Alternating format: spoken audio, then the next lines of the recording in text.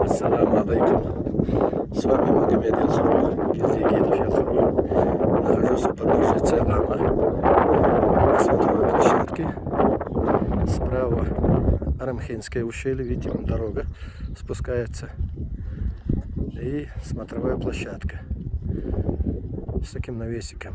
Там стоит наш автобус, и мы стоим у подножия хребта Цейлама, который начинается от Арамхинского ущелья и идет вдоль Асинского ущелья на восток. Видите вот эту красоту. Ну, это вообще интересная история Цейлам. И слово «цей».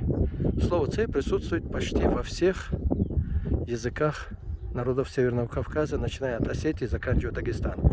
Сегодня я спрашивал у осетина-иронца, который говорит, цей на иронском это красный, а цейское ущелье это жемчужина. Вы чувствуете, да? Если перейти уже к чеченцам и ингушам, то слово цей имеет несколько смыслов. От слова дом, ца, от слова огонь, це, от слова красный, це. То есть все, что красивое, близкое, родное, домашнее, называют вот этим словом ца. То же самое и в западной части Дагестана.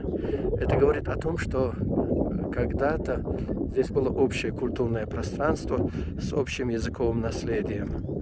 То есть вот таких много слов. Это не принятые слова, как говорится, да, не ассимилированные в языке. Это корневые слова, потому что они означают дом, огонь, красоту. В Чечне есть некрополь Цхолпаэды, от слова тоже цов. Так что вы понимаете о том, что ца, це очень важные слова. Но я не лингвист, поэтому не буду углубляться в эти вещи. Но мы находимся у подножия самой красивой скалы Цейлам, Ингушетии. Дальше мы заедем на территорию Альплагера. Весь Цейлам испещрен маршрутами альпинистскими, сертифицированными, по которым они сдают разные уровни мастерства, то есть начиная там от первого разряда КМС, мастера спорта. То есть Цейлам сейчас является очень популярным, потому что есть сертифицированные маршруты, уже узаконенные, как говорится, в альпинистском сообществе. Ну что, видите, слева это Асинское ущелье с восточной стороны, а справа это Арамхинское ущелье. Спасибо. А звука не было? Нету, да. Молчаливый.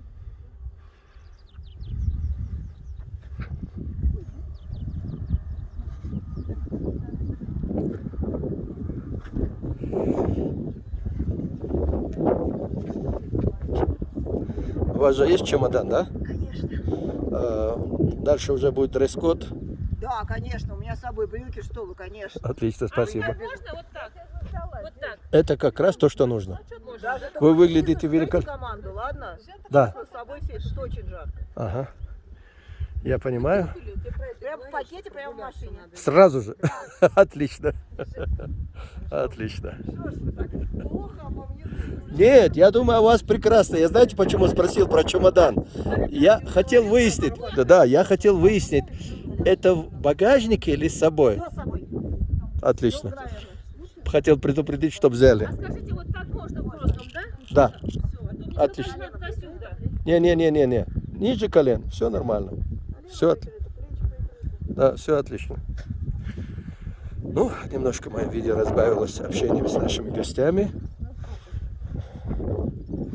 А сейчас мы пройдем по этому хребту до конца, чтобы вы увидели эти красоты во всем великолепии.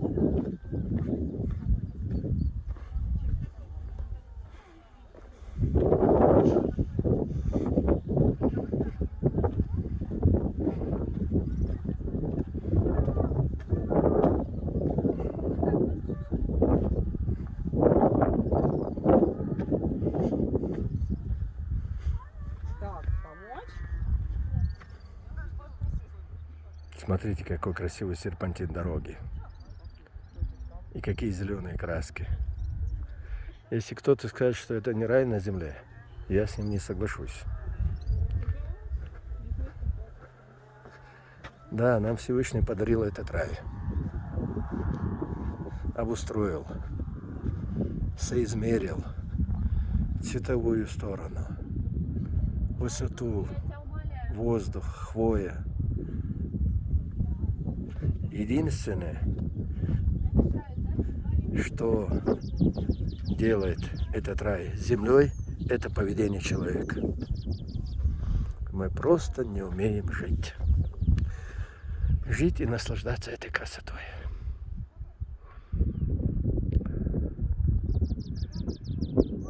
Спорим за границей, за языки, за культуру, за наследие. Человек есть животное и духовное. В какие-то периоды, извините за оговорку, какие-то периоды нас побеждает животное, в какие-то периоды побеждает душа. И вот эта вечная борьба животного и души приводит к тем результатам, которые мы видим.